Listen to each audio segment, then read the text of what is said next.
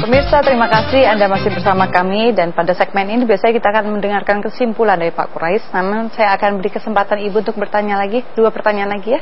Silakan Ibu. Bismillahirrahmanirrahim. Assalamualaikum warahmatullahi wabarakatuh. Nama saya Tengku Lili Sinar dari Majelis Taklim Nur Ramadan di Bentaro Sektor 5. Yang ingin saya tanyakan, hal-hal apa saja yang dapat mempengaruhi diri kita dari sifat putus asa? Mohon penjelasan dari Pak Quraish. Terima kasih. Hal-hal apa saja yang bisa mengantar kita berputus asa? Tidak percaya Tuhan, tidak percaya kuasa Tuhan. Itu yang paling penting. Karena orang yang percaya kuasa Tuhan itu akan memasukkan dalam hatinya bahwa dialah yang memberi dan dia juga yang mencabut. Ya kan? Kalau dia cabut, dia masih kuasa untuk memberi. Karena dia tidak mati. Karena dia tetap kuasa, karena dia maha kaya. Nah, itu sebabnya orang yang putus asa tidak percaya pada Tuhan. Kalau kita percaya pada Tuhan, ya, jangan jauh-jauh, kita anak kecil. Kalau dia diambil barangnya, tapi dia tahu bahwa ayahnya mampu ayahnya, sayang pada dia, kira-kira dia putus asa? Karena dia yakin bapaknya mampu. Kita juga begitu. Itu yang paling pokok. Jadi orang yang lupa kuasa Allah, selama Anda percaya Allah wujud, Allah kaya, Allah kuasa, tidak ada tempatnya untuk putus asa. Betapapun ini tadi Rasul sudah sampai pada batas di mana orang kebanyakan berkata, oh ini tidak benar nih janji Tuhan. Tapi dia tidak putus asa. Pada saat puncak itu datang pertolongan Allah. Begitu ya? Itulah. Bahkan Allah menyebutkan bahwa orang yang berputus asa itu hanya orang-orang yang kafir. Iya, aja karena itu orang yang berputus asa hanya orang-orang yang kafir, yang tidak percaya Tuhan. Oh, dia sudah tidak ada. Saya kira itu. Baik, silakan pertanyaan berikutnya. Bismillahirrahmanirrahim. Assalamualaikum warahmatullahi wabarakatuh. Nama saya Linda Azwar dari Majelis Taklim Rodotul Jannah Bintara Jaya Permai Bekasi. Yang ingin saya tanyakan tentang kerukunan antar umat beragama. Mohon penjelasannya bagaimana konsep toleransi dalam Islam. Demikian. Assalamualaikum warahmatullahi wabarakatuh. Begini Bu, konsep toleransi. Yang pertama dulu, kita harus percaya bahwa Allah Subhanahu wa Ta'ala sudah memberikan kepada kita kebebasan untuk menganut agama dan kepercayaan kita. Itu dulu satu. Yang kedua begini, mengetahui kebenaran agama itu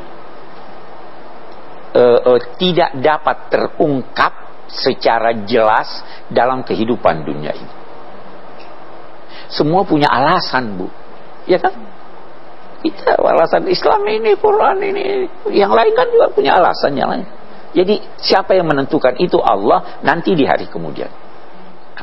Karena kita tidak bisa menentukan siapa yang benar dalam kehidupan ini, dalam konteks kehidupan bermasyarakat. Saya bisa katakan Islam yang paling benar. Saya tidak marah kalau orang Kristen berkata Kristen yang paling benar. Itu menurut Anda, ya kan? Sebagaimana halnya saya tidak marah kalau ibu pilih kopi, saya mau minum teh. Kita bebas. Konsepnya jangan lebih bersemangat dari Tuhan. Tuhan sudah kasih kebebasan. Kenapa mau marah, ada hidangan, tidak boleh minum ini. Ya tuan rumahnya siapkan kok. Itu maka untuk itu dalam konteks ini Al-Quran berkata, sampaikanlah wahai Nabi Muhammad. Boleh jadi saya yang benar, boleh jadi kamu yang benar. Qul inna au iyyakum la ala hudan au fi dhalal. Itu di surat Saba. Boleh jadi kamu yang benar, boleh jadi saya yang benar. Nanti kita akan dihimpun di hari kemudian, lalu Tuhan yang putuskan siapa yang benar, siapa yang salah. Kalian tidak diminta mempertanggungjawabkan dosa-dosa kami. Kami pun tidak diminta mempertanggungjawabkan apa yang kalian kerjakan. Jadi kalau begitu bagaimana? Lakum dinukum waliyadin. Itu konsepnya jelas, tidak ini. Kita hanya minta kalau mereka tidak mau, saksikan kami muslim. Kami juga akan menyaksikan secara de facto bahwa kalian beragama ini, beragama itu. Rukun, Bu. Saya kira. Jelas ya, Bu ya. Baik, kita sampai pada kesimpulan, kita Pak. Sampai pada kesimpulan. Baik, kesimpulan kita.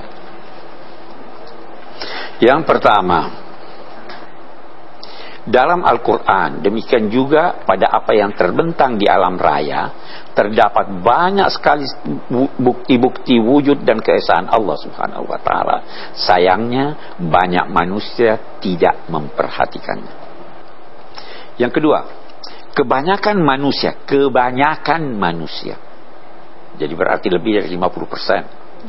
Kebanyakan manusia, termasuk yang mengakui wujud Allah, tidak mengesahkan Allah sebagaimana mestinya. Ada yang menyekutukannya dengan yang lain. Ada 2 Tuhan, ada 3 Tuhan. Ada juga yang meyakini bahwa dia kendati satu tetapi memiliki oknum atau bagian-bagian. Ada yang percaya begitu ya. Ada lagi yang mempersekutukannya dengan beribadah secara pamrih kepada selain Allah. Itu mempersekutukan juga. Oke.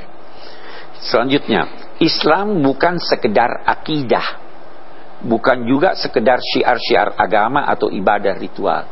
Kaum musyrik juga itu percaya Allah ada, itu akidahnya. Tetapi Islam adalah mengikuti Rasul, menyangkut apa yang beliau sampaikan dari Allah dan apa yang beliau syariatkan dan sunnahkan. Islam itu harus mengikuti, bukan. Nabi Muhammad sangat kukuh dalam keyakinan beliau, sehingga kalaupun hanya sendirian, beliau tetap akan mempertahankan akidah dan menyampaikannya. Kemudian, kesungguhan para rasul menyampaikan dakwah dan keinginan mereka yang meluap-luap untuk membimbing masyarakatnya, namun itu diingatkan Allah, jangan paksa orang lain untuk mengikuti. Para rasul itu tidak menyerah kecuali setelah habis semua upaya mereka. Berdakwah bukanlah satu tugas mudah. Ia memerlukan kesabaran dan ketabahan, sekaligus memerlukan pengetahuan yang dalam. Dalam kisah Yusuf, kita melihat bagaimana kesulitan silih berganti menimpa beliau, tapi alhamdulillah pertolongan Allah akhirnya datang. Yang terakhir, Al-Quran adalah kitab yang mengandung tuntunan dan pelajaran.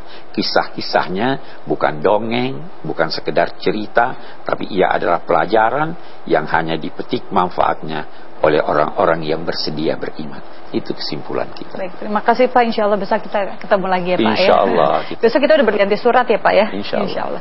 Terima kasih ibu-ibu yang cantik sudah menemani saya di sini. Pemirsa, terima kasih atas kebersamaan Anda. Semoga pertemuan kita ini dapat menarik pelajaran bagi kita yang bermanfaat. Semoga kita tidak salah langkah dalam menjalani hidup ini. Sampai jumpa lagi besok. Wabillahi taufiq wal hidayah. Wassalamualaikum warahmatullahi wabarakatuh. Waalaikumsalam.